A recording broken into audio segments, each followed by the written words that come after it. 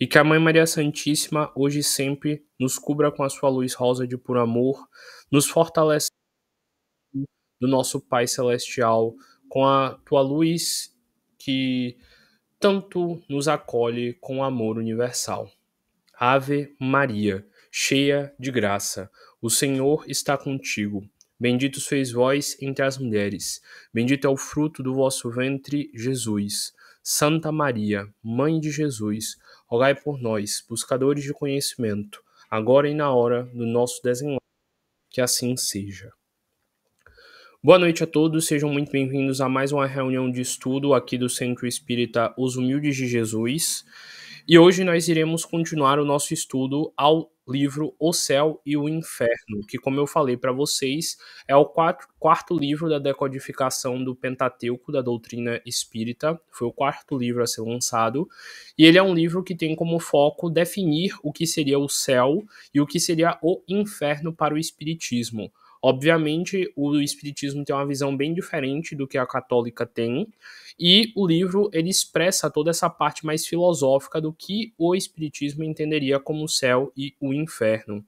Eu tenho feito essas palestras aqui, já tem umas 3 semanas mais ou menos, incentivando vocês a estudarem esse livro, porque ele é muito interessante, e porque, pelo menos eu, pouco vejo sendo dito sobre ele nos centros espíritas que eu conheço.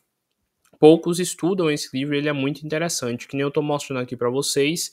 Tem aqui, ó, toda uma parte falando sobre o porvir, sobre a vida após a morte, sobre como um espírita não deve ter medo da morte, o que é o céu, o que é o inferno, tudo que a gente vai ler também nas próximas reuniões, o que é o purgatório, enfim, vários temas aqui que vão ser bem interessantes. O que são os anjos para o espiritismo, o que são os demônios para o espiritismo, existe demônio, existe diabo para o espiritismo?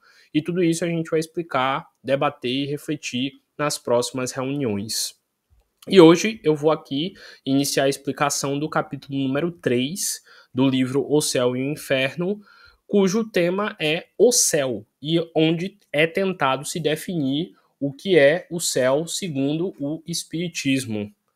E para isso eu vou pedir aqui para uma pessoa muito importante nesta minha vida responder para mim algumas perguntas que me definam o que é o céu, já que boa parte do que eu sei ou imagino do que seja o céu, quem me ensinou foi essa tal pessoa, meu pai Raimundo Ramos, que hoje maravilhosamente está aqui me acompanhando nessa palestra, está aqui do meu lado. E eu vou perguntar para ele uma das perguntas mais difíceis que alguém no kardecismo pode tentar responder. Painho, o que para você é o céu? O céu é uma região onde existem as mais altas frequências vibratórias da consciência. É onde se executa as coisas sem mover um dedo sequer, só com o pensamento. É onde vivem os espíritos purificados, que exercem a função divina. Então, é uma região onde só os que alcançaram as mais altas frequências vibratórias da consciência lá vivem, trabalhando para a humanidade. Pronto. E o seu nome como é? Raimundo Ramos, Que é atual, você é vice-presidente dos Humildes? vice-presidente dos Humildes de Jesus na cidade de Nazaré. Pronto. Agora que você apresentou, vou para a segunda pergunta. Agora que você já definiu o que é o céu, onde é que fica o céu?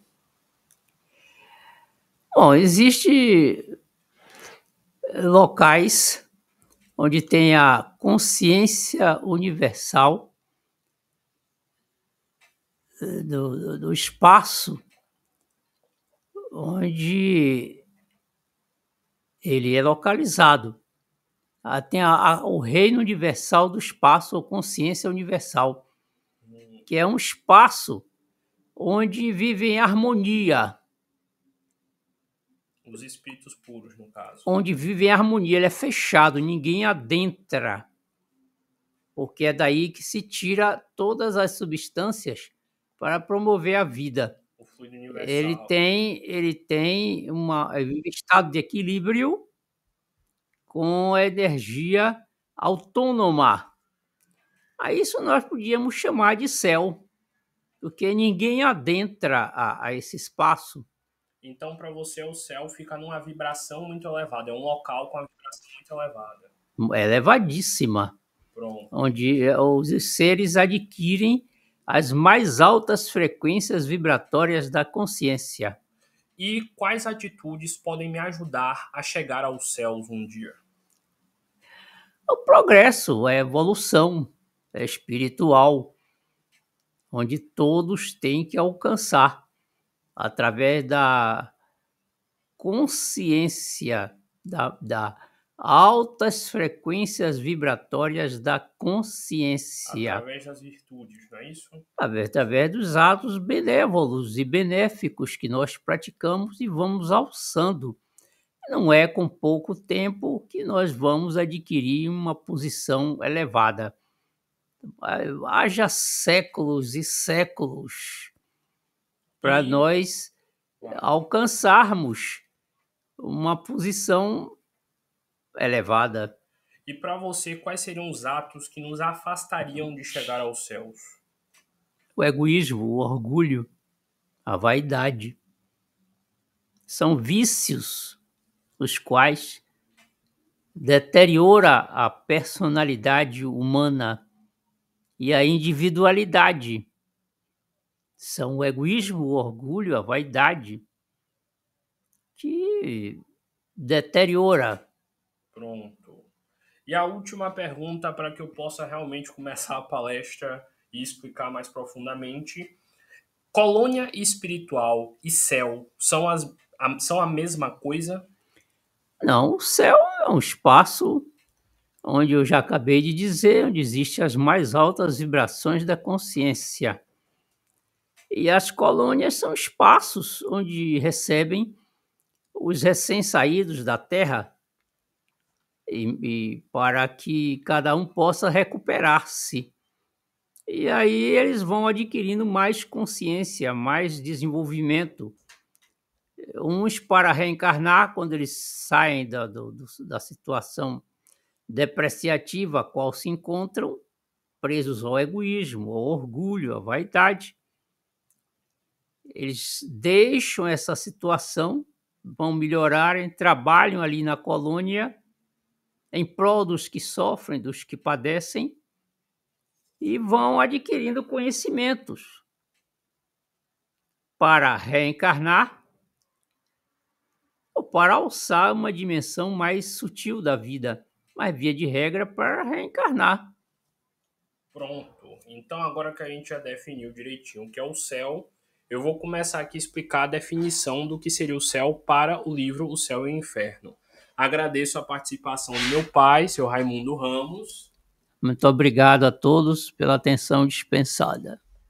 E agora vamos lá ao nosso trabalho de sempre, do jeito que a gente sempre explica, depois dessa incrível participação que me honrou nessa noite. Bora lá! Capítulo número 3, o céu.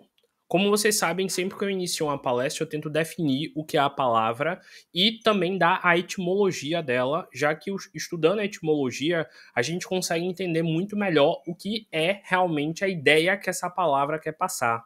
Afinal, segundo o filósofo Wittgenstein, uma palavra é aquilo que delimita algo no espaço. Então, toda palavra que define algo tem um grande significado associado a este algo. E por que escolheram exatamente a palavra céu para definir aquilo que representaria o local mais evoluído de todos, o local mais incrível de todos, o local onde todos nós esperamos um dia chegar, segundo tudo que a gente aprendeu com a visão do kardecismo, do espiritismo e do catolicismo em geral. E aí, o próprio texto aqui do livro, O Céu e o Inferno, já começa definindo isso. Então, bora lá para a gente entender. Bora lá. Em geral, a palavra céu designa o espaço indefinido que circunda a Terra, e mais particularmente a parte que está acima do nosso horizonte. A palavra céu vem do latim coelum, formado do grego coelus, que significa côncavo, porque o céu parece uma imensa concavidade. Então bora lá para agora vocês entenderem melhor. Sempre que os humanos estiveram evoluindo, eles começaram a observar principalmente as estrelas e o céu como uma forma de tentar perceber a realidade que estava acontecendo ao redor deles. Tanto que uma das percepções que eles tinham associado do que era o tempo era perceber que existia o dia e a noite. E como vocês lembram, lá no início do processo de divinização, de quando começaram a surgir a ideia de um Deus na nossa realidade, eles muitas das vezes associavam deuses a fenômenos da natureza. Tinha o deus da chuva, tinha o deus da tempestade, tinha o deus dos ventos e tinha o deus do sol. E em quase todas as culturas antigas, o Deus Sol sempre era a representação do Deus principal, da grande luz, daquilo que iluminava verdadeiramente a nossa essência e a nossa realidade. Desde os egípcios, com o grande faraó Amenófis IV, que era Akhenaton, que deu toda a ideia do deus Aton, tanto quanto nos nórdicos, para o deus Balder, para os romanos, o deus Hélio, para os gregos, o deus Apolo, enfim, toda a mitologia, para a mitologia, sei lá, oriental, tinha a deusa Amaterasu, sempre o sol e o céu e tudo aquilo que acontecia nos céus representava uma ligação nossa com o divino. Então, sempre que se pensava em algo grandioso que a gente não pode e não tem como explicar, as pessoas olhavam e pensavam no céu, nesse céu mesmo azulzinho que a gente vê durante o dia. Porque para eles, o céu azulzinho durante o dia era a representação da imensidão, tanto quanto o céu escuro, mas cheio de estrelinhas durante a noite, que também representava a imensidão que existe ao nosso redor. Então, para definir algo grandioso como Deus, para definir algo grandioso como o local onde seria a morada de Deus, o céu sempre foi uma ideia e uma referência muito forte para que assim a gente tivesse uma ideia da imensidão. Por isso que sempre se tem referências do céu como apontando para cima e do inferno apontando para baixo. Mas a história da palavra inferno, da ideia do que seriam os demônios, etc., eu vou falar mais lá na palestra só sobre a visão do que é o inferno para o kardecismo.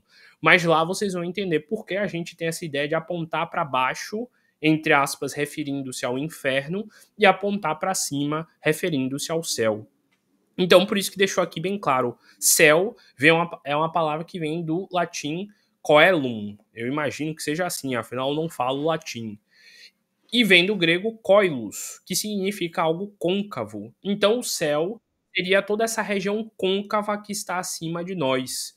E para aqueles antigos que viviam aqui, essa forma côncava era a representação da morada de Deus, já que Deus, lá de cima, olha por todos nós. Também tem essa ideia do olhar divino. Se Deus olha a todos os filhos e olha toda a terra, para ele olhar tudo isso ao mesmo tempo, ele tem que estar de lá de cima. Afinal, quando a gente sobe num prédio alto, a gente consegue ver muito mais longe, né? Imagina Deus que está lá grudado no céu.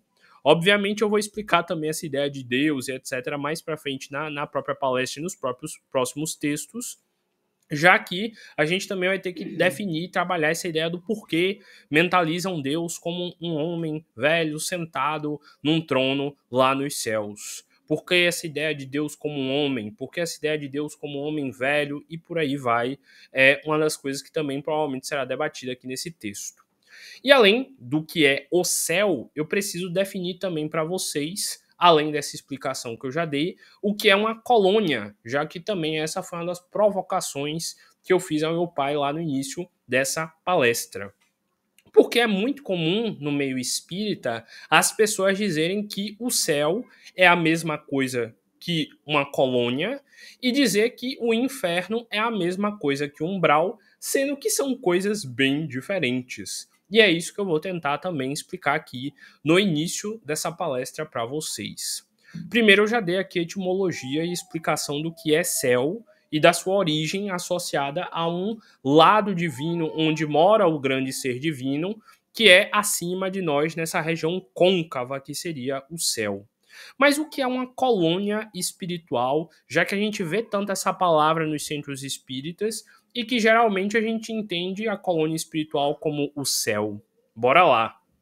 Para quem não sabe, a palavra colônia, ela é uma palavra que representa uma reunião de algo, digamos assim. A colônia, basicamente, é a ideia de um grupo que tem uma determinada essência. Por exemplo, para vocês entenderem melhor a ideia de colônia espiritual, eu vou lembrar para vocês outros contextos onde a gente já ouviu a palavra colônia. Por exemplo, quando a gente vai estudar a história do Brasil, lá no livro de história, como é que se define o Brasil? Logo quando Portugal começou a vir para o Brasil. Se chama Brasil Colônia. E lá no livro de história, quando a gente aprende que o Brasil era uma colônia de Portugal, o que isso significa para nós? Significa que lá, a região de Portugal, entre muitas aspas, era uma região mais evoluída e que, entre muitas aspas, veio para cá, para o Brasil, para trazer a civilidade, que representa a ideia de evolução. Que, de novo, eu estou dando a explicação rasa. A gente sabe que não é muito bom ter sido colônia de Portugal, não trouxe, enfim, não trouxe civilidade, enfim. Mas, se vocês perceberem, quando o Brasil era colônia de Portugal, essa palavra dava a ideia de que o Brasil estava sob o mando de Portugal e estava tentando se tornar algo parecido com Portugal, estando fora de Portugal. Então, o que é uma colônia espiritual? Uma colônia espiritual seria como, entre aspas, como se fosse, entre aspas, um pedaço do céu fora do céu. Acho que agora vocês conseguiram entender melhor essa ideia do porquê a colônia espiritual não é a mesma coisa que o céu.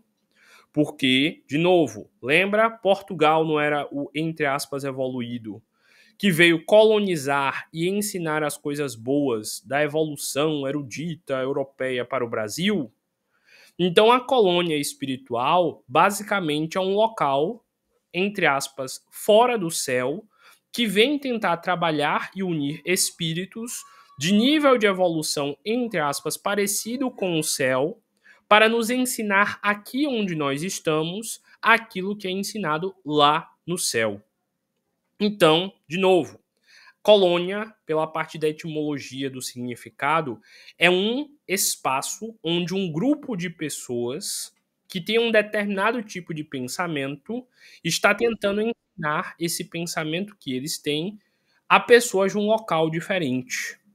E a ideia de colônia espiritual, segundo os livros lá de André Luiz, etc., vem exatamente dessa ideia de colonização mesmo. Afinal, a colônia Nosso Lar, ela foi uma colônia espiritual fundada por espíritos desencarnados de Portugal lá no século XVI.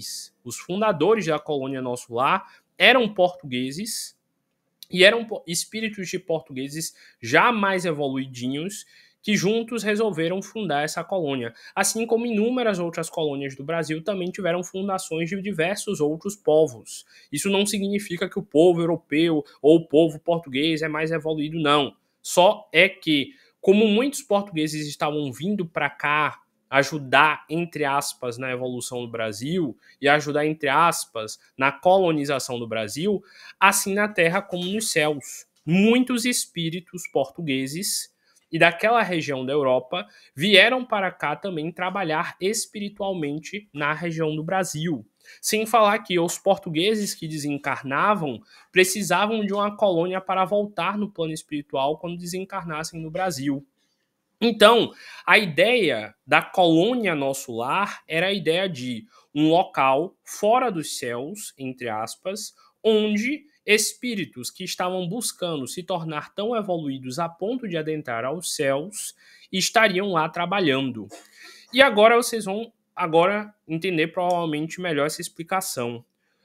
Portugal não era, entre aspas, o local evoluído e o Brasil a colônia atrasada, colônias geralmente são postas num país diferente, não é isso? Num local diferente, que nem o Brasil era colônia de Portugal.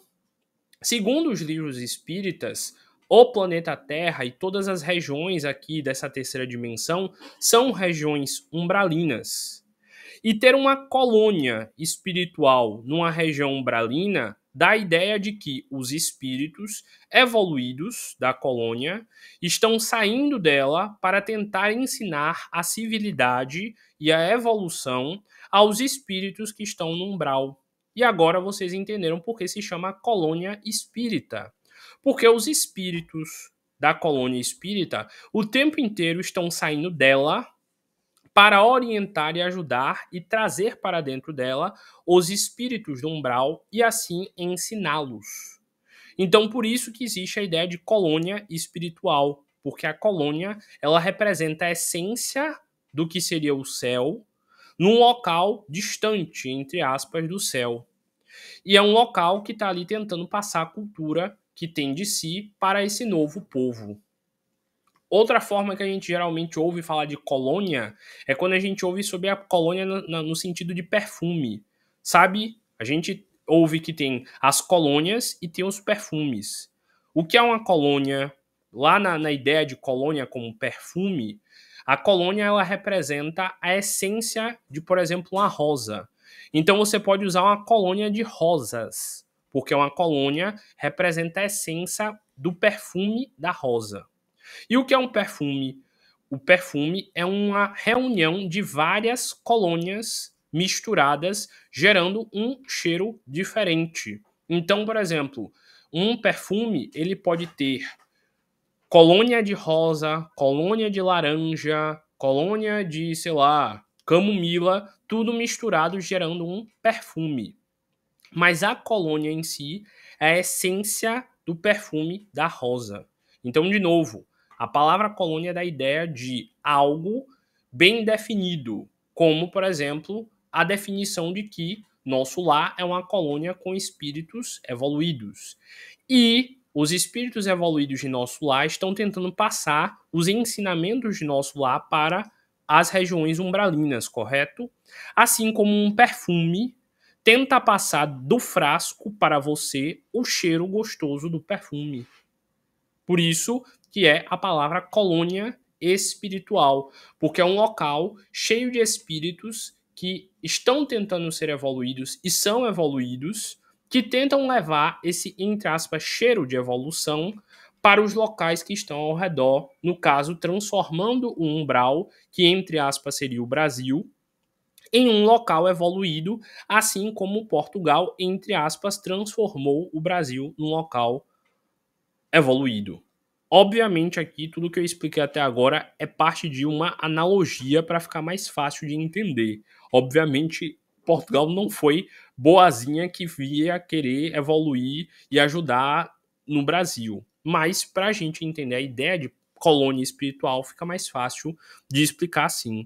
Então, de novo, céu é um local muito evoluído, é uma dimensão muito evoluída onde espíritos puros residem. Esses espíritos puros que residem nesse tal céu, que a gente pode, sei lá, chamar de anjos, por exemplo, eles formam grupos fora do céu, que seriam, entre aspas, a colônia, para ajudar os espíritos que ainda não aprenderam a ter as qualidades que são cultivadas lá no céu, fora do céu, fazendo então com que as colônias espirituais sejam tentativas de instaurar os aprendizados espirituais do céu fora do céu. Eu sei, eu fui bem repetitivo aqui em muitos instantes, mas realmente esse trecho aqui da diferença do que é o céu para a colônia é um trecho que muita gente faz confusão. Então eu prefiro repetir 1000 vezes para ver se realmente entra na cabeça das pessoas, do que explicar uma vez e acreditar e ter fé de que todo mundo vai entender. Então a primeira pergunta que eu fiz ao meu pai foi: o que é o céu? E então defino: céu é um local onde espíritos muito evoluídos residem. Um local, no caso, vibratoriamente muito evoluído, onde esses espíritos estão lá. Onde fica o céu, que foi a segunda pergunta que eu fiz, A gente não tem como definir, já que o céu é uma vibração. Lembra que eu já falei para vocês aqui sobre rádio? Tem onda de rádio que é de 80 Hz, tem onda de rádio de 90 Hz. Então, tecnicamente, o céu é um local onde a vibração dele é muito evoluída. Então, não é que ele seja um local físico, assim como as ondas de rádio não estão paradas num local. Ele é uma vibração que está em toda parte, só que nós não acessamos porque nós estamos numa vibração diferente. Assim como nós aqui estamos na vibração da matéria e não conectamos a vibração do plano espiritual. E aí, a terceira pergunta que eu fiz ao meu pai foi: como chegar aos céus? Segundo o Espiritismo, a forma com que a gente chega aos céus, ou então se torna um espírito evoluído, digno de trabalhar, viver nas colônias e, quem sabe, evoluir ainda mais espiritualmente, é praticando as 12 leis morais kardecistas. Lá no final do Livro dos Espíritos, tem as 12 leis morais kardecistas, que são as virtudes que dão base para o que é ser um verdadeiro kardecista. Virtude, eu já expliquei várias vezes para vocês, que é uma palavra que vem lá do latim e significa virtu. E virtu significa força. Então, uma pessoa virtuosa é a pessoa que tem a força de se manter sendo alguém correta, mesmo no mundo onde todo mundo acha normal ser errado. Então, como é que eu chego no céu? Me tornando alguém virtuoso. Como é que eu me torno virtuoso? Tendo a força de fazer a coisa correta. E como é que eu descubro o que é a coisa correta? Lendo as 12 leis morais kardecistas, para que eu saiba cada vez mais o que é fazer o certo. E aí eu fui para a quarta pergunta, que foi a seguinte: então, pai, o que afasta alguém dos céus? Ele deu a resposta dele e eu diria o seguinte: o que afasta a gente dos céus é não estar de acordo com as 12 leis morais kardecistas. Em vez de estar trabalhando e construindo virtudes em nós para nos afastarmos do céu e, entre muitas aspas, se aproximar do inferno, nós estaríamos criando vícios, já que o kardecismo ele é separado em virtudes e vícios. Vícios são aquelas coisas erradas que a gente fica repetindo, que vão gerando karmas e que fazem o nosso espírito não evoluir. Enquanto virtudes são as coisas boas que nós fazemos, que vão ajudando o nosso espírito a evoluir e que nos aproximam das colônias e de, entre aspas, o céu. Então agora a gente já sabe o que nos aproxima e o que nos afasta do céu. Bora então agora para a quinta pergunta que eu fiz, que foi: o que é o céu para o espiritismo? Já defini aqui várias vezes para você. Céu é um local com uma frequência espiritual muito elevada. Colônia seria um local onde espíritos que poderiam estar num nível ou numa vibração parecida com o céu um dia, quando eles evoluírem muito mais, já estão trabalhando para se dedicar a evoluir. E a quinta pergunta que foi, quer dizer, a sexta pergunta que foi: colônia é o mesmo que céu? Já expliquei aqui também várias vezes, eu acho que já ficou nítido o suficiente, então não tem por que eu repetir de novo. E aí é que tá, existem vários tipos de colônia, agora para vocês entenderem ainda mais esse conceito. Lembra quando vocês estudaram história lá no colégio e vocês aprenderam que toda a região da América do Sul, mais ou menos, foi uma colônia de exploração? Por exemplo, os portugueses iam para cá e exploravam o Brasil, exploravam ouro, exploravam as indústrias, exploravam café, exploravam tabaco, enfim. Enquanto lá a região norte era uma colônia de povoamento. Então agora vocês perceberam, existem colônias de tipos diferentes. E o espiritismo também explica o mesmo. A colônia Nosso Lar, por exemplo, segundo André Luiz, é uma colônia específica para acolher espíritos que estão em situações difíceis, que nem mostra lá no filme aquele momento onde a colônia Nosso Lar foi utilizada para acolher os espíritos da Segunda Guerra. Foi Segunda ou foi Primeira Guerra, pai? Segunda Guerra. Enquanto existem outras colônias com trabalhos mais específicos. Por exemplo, no livro Os Mensageiros, mostra uma parte de uma colônia, que eu acho que também foi nosso lar, não percebi direito, que era voltada só para planos kármicos e para organizar as encarnações de pessoas. Outra colônia existe apenas para organizar, acolher e estruturar os espíritos que acabaram de desencarnar. Já tem outra colônia que ela é específica para expatriar espíritos que já não podem mais encarnar na Terra. Outra colônia deve ser só para ajudar na evolução do planeta. Então vocês perceberam? Tem colônias diferentes, assim como existia a colônia de povoamento e colônia de exploração. Então, de novo, observe que colônia é algo diferente do céu. E que a gente não pode ficar botando tudo no mesmo balaio, que não é a mesma coisa.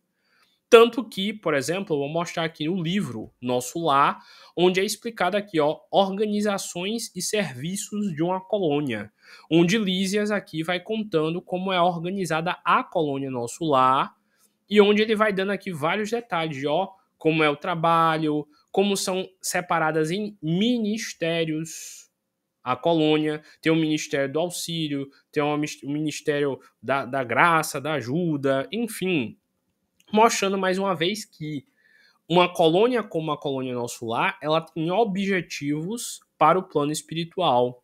E vocês lembram que, por exemplo, no livro O Nosso Lar e no filme também, tem um momento onde a mãe de André Luiz diz que ela é de esferas superiores e que ela já não estava mais na vibração de Nosso Lar, que ela estava num plano muito mais evoluído do que Nosso Lar, mas que ela vinha em Nosso Lar para ajudar e para ver de volta André Luiz. Então a mesma coisa ficou claro aí. Nosso Lar não é o céu. Nosso Lar é uma colônia que já agrega espíritos de um certo nível de evolução. Mas existem planos ainda muito mais evoluídos do que Nosso Lar e do que as colônias. Mais uma vez provando que colônia e céu não são a mesma coisa. Agora que eu já fui chato por mais de 30 minutos definindo isso, bora voltar aqui pro livro do Céu e o Inferno para ler o que ele diz que é o céu.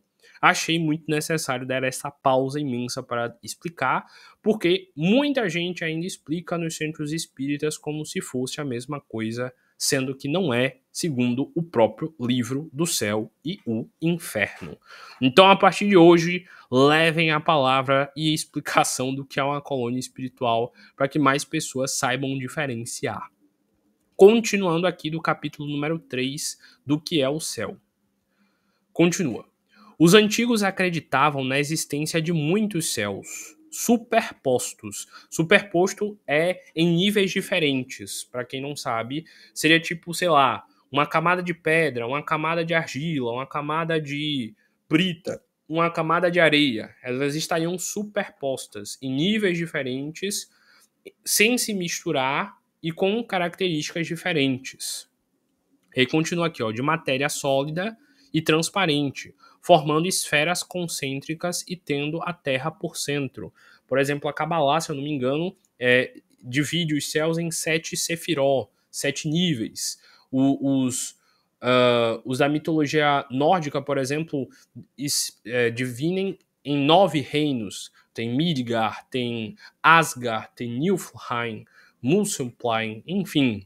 Eu nem sei como pronunciar direito, é tão difícil que é.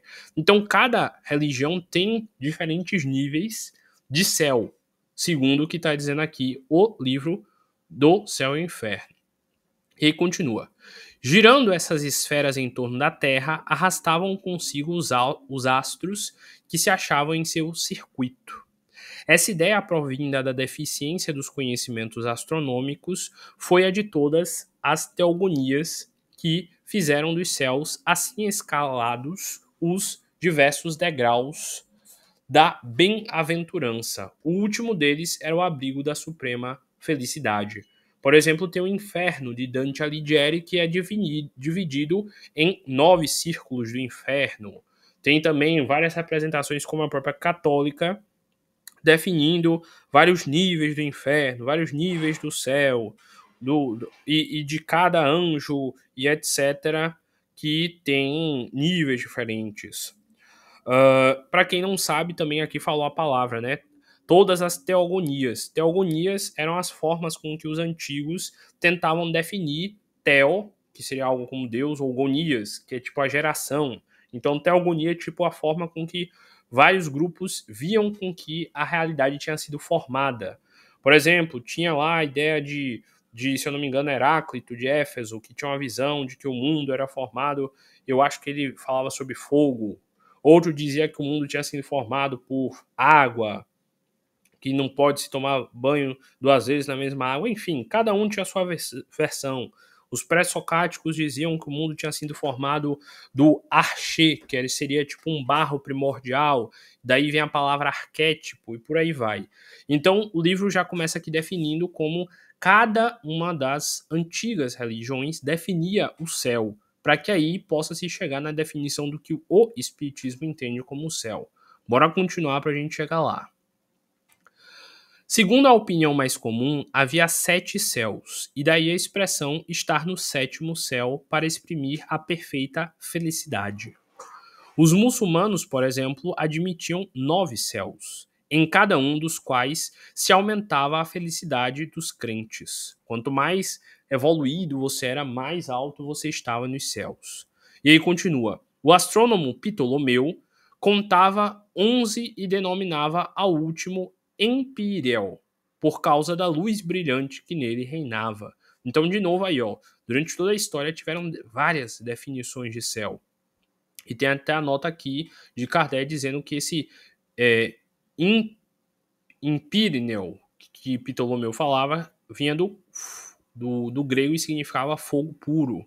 E que Ptolomeu viveu em Alexandria, no Egito, segundo século da era cristã. Ptolomeu foi um dos membros da dinastia que depois fez a existência de Cleópatra. Ptolomeu, se eu não me engano, foi um dos generais de Alexandre o Grande que assumiu a região de Alexandria quando Alexandre o Grande morreu. Porque quando Alexandre o Grande morreu, ele simplesmente disse assim: perguntaram para ele: Alexandre, quem será o herdeiro dos seus reinos?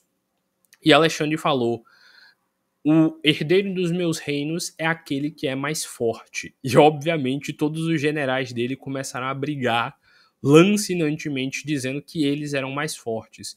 E no final de muita briga, Ptolomeu ficou com a região, se eu não me engano, de Alexandria, e se eu não me engano ele era avô ou bisavô, tetravô, sei lá, de Cleópatra, e as outras regiões foram separadas para os outros generais. Então, de novo, cada região aí tinha uma ligação muito grande com essa visão espiritual, tanto que o Egito tinha também uma visão própria do céu.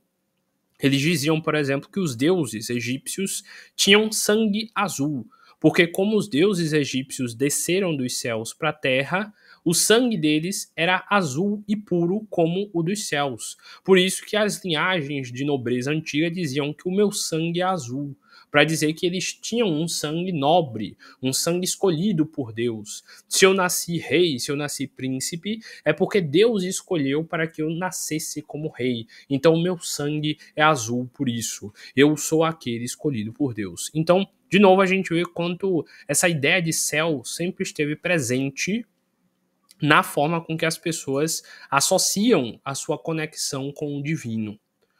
E aí continua aqui, falando: nuvens, o segundo, o espaço em que giram os astros, e o terceiro, para além deste, é a morada do Altíssimo, que seria Deus, a habitação dos que contemplam face a face a ele, no caso os anjos. É conforme essa crença que se diz Paulo foi alçado ao terceiro céu. Paulo provavelmente é aquela epístola de Paulo e etc, etc. Aí continua. As diferentes doutrinas relativamente ao paraíso repousam todas no duplo erro de considerar a Terra centro do universo e limitada à região dos astros. Então pronto, aqui a gente começa a tomar a primeira voadora na caixa dos peitos. Tá dizendo aqui que essa ideia de pensar o céu como aquilo que está acima da gente e como esse céu azul bonitinho, ela vem do erro de achar que a Terra é o centro do universo. Sendo que, se a gente parar para pensar, existem inúmeros planetas, inúmeros sóis, inúmeras estrelas, e cada um deles está em locais diferentes. Então, dizer que o céu é tudo aquilo que está acima da gente, é um erro. Porque a gente está resumindo a ideia de que tudo aquilo que estiver acima de nós é o céu, sendo que o céu, na verdade, é uma vibração energética. Então a gente tem que prestar bastante atenção na forma com que a gente vai definindo cada uma dessas coisas para a gente perceber e entender e chegar à nossa conclusão do que é céu. E aí continua aqui. Deixa eu dar uma pausa para beber uma água. Mãe, liga ali a luz da cozinha que minha tia tá lá no escuro tentando achar o quarto. E ela tá segurando a mesa, tateando.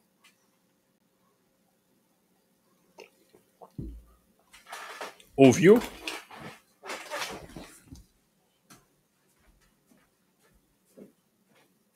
Ah, chegou lá.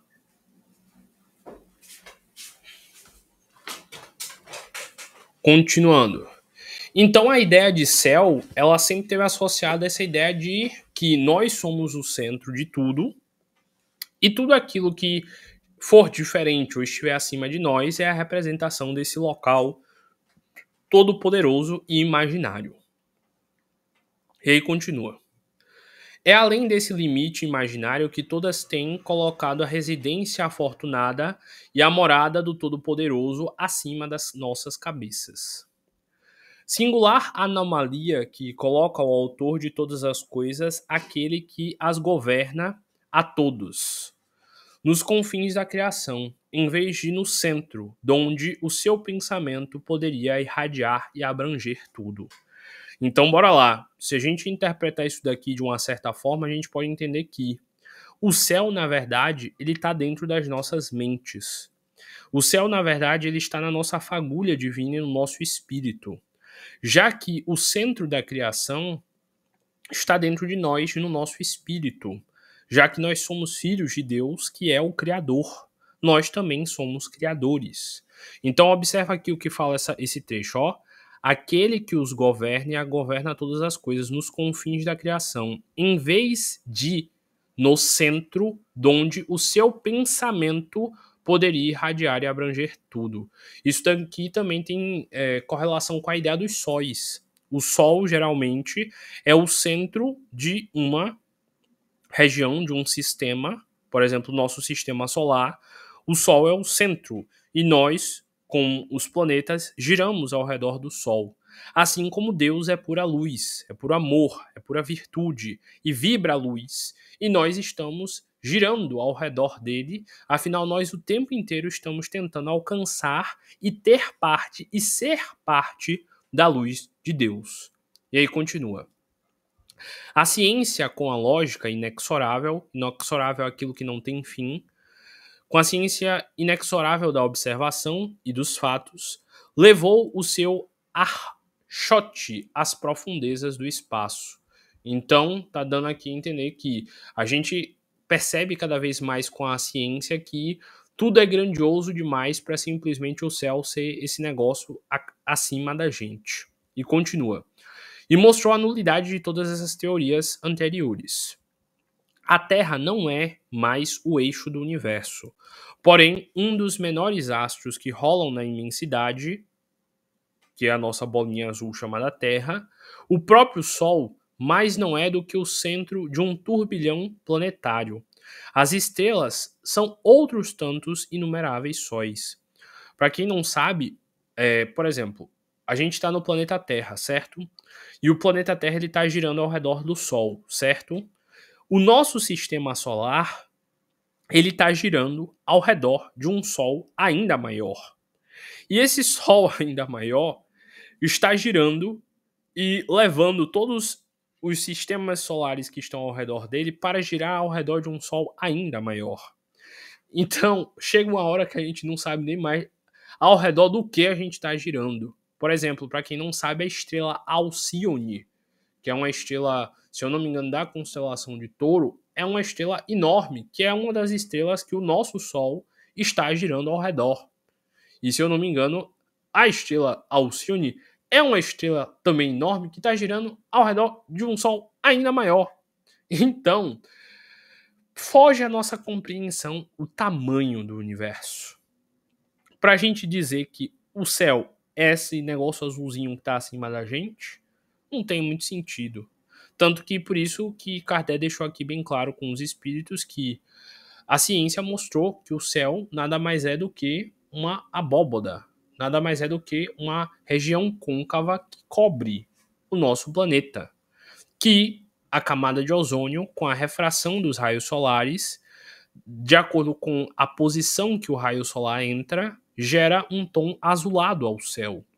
E que o céu, que a gente acha ser céu, nada mais é do que uma ilusão de ótica da camada de ozônio. Então, isso que a gente vê durante o dia nada mais é do que gases sendo refratados pela luz. Então, o céu espiritualmente falando, não é esse lugar azulzinho que a gente olha quando vê colocando os olhos para cima. E aí continua aqui. Em torno dos quais circula o mundo sem conta, separados por distâncias apenas acessíveis ao pensamento, embora se nos afigurem tocarem-se a eles através da distância e também do pensamento, já que os espíritos se manifestam e se movimentam pelo pensamento. E aí continua.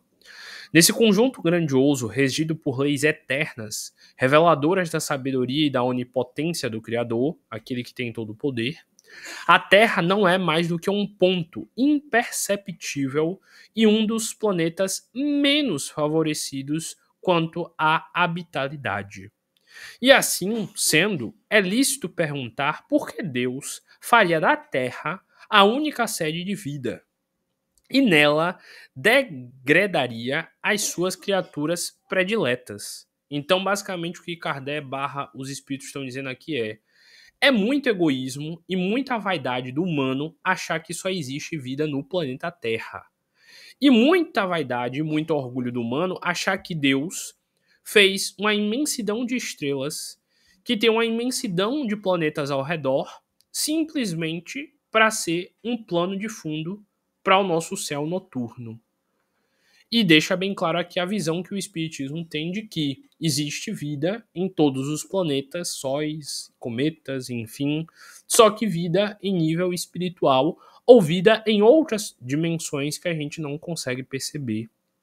Sempre falo para vocês, agora tá passando por dentro de você sinal de rádio, sinal de Wi-Fi, sinal de celular, e você não sente e não percebe eles.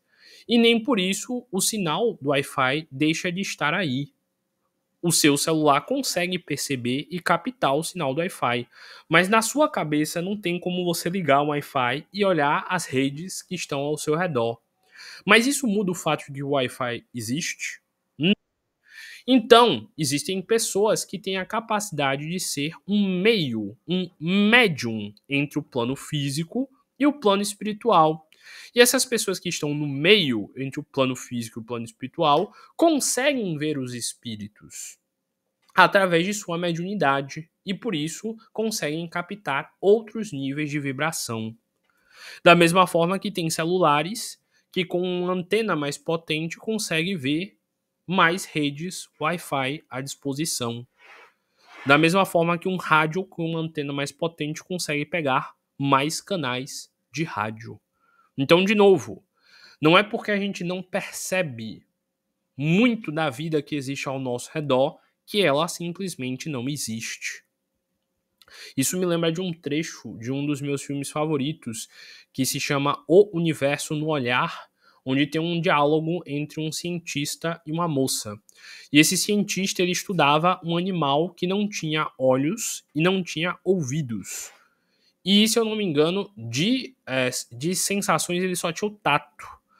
E aí essa moça falou o seguinte pra ele: olha, você tá cuidando desse animal há meses, não é? Aí ele: é.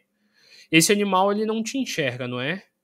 Aí ele: não me enxerga. Esse animal não pode te ouvir, não é? Ele: não me ouve. Mas você deixa de existir só porque esse animal não te percebe? E aí o cientista ficou meio que sem saber o que responder.